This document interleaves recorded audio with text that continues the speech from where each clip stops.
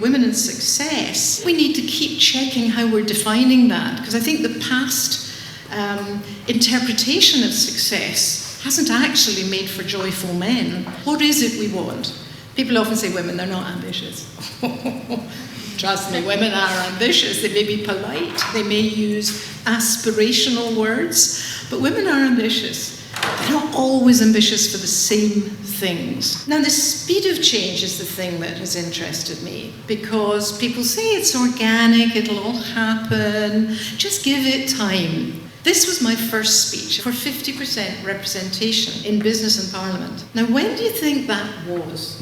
In 1983, we thought 50% was fair. So if you're not pushing forward, you are stagnating, or just go back to 1983, you may be going backwards. And we're not the problem. In the corporate world, we're technically the disadvantage. You rarely set the disadvantage to solve a problem. And we are not craven scaredies. In fact, if a woman knows her stuff, I think she can be arrogant and powerful.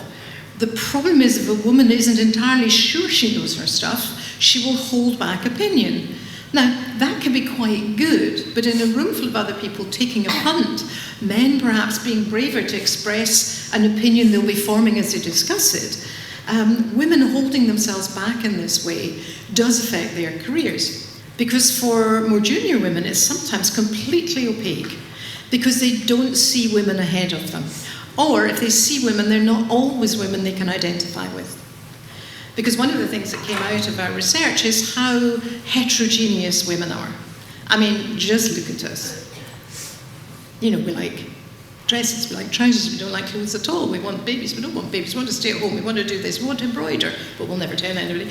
All of that.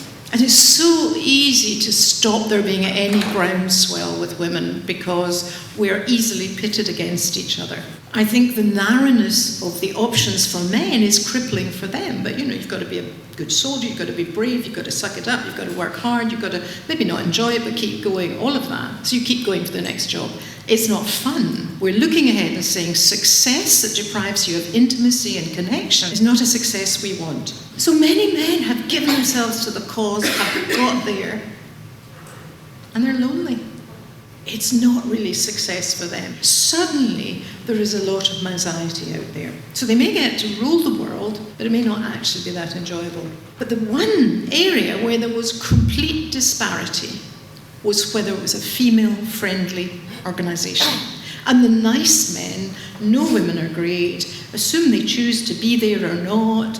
They do not realise that women do not like the culture. And above all, there's a terribly wrong understanding about why women leave. They're not going home to make cupcakes. They're going to your competition, probably for more money. Women often leave because they don't believe they can get on. They may not have truly tested it, and we will always push women to really ask for everything they want rather than assume you won't get it. We ask for 50%. Why? When you're appointing and recruiting now, don't you just always take a woman till you're done?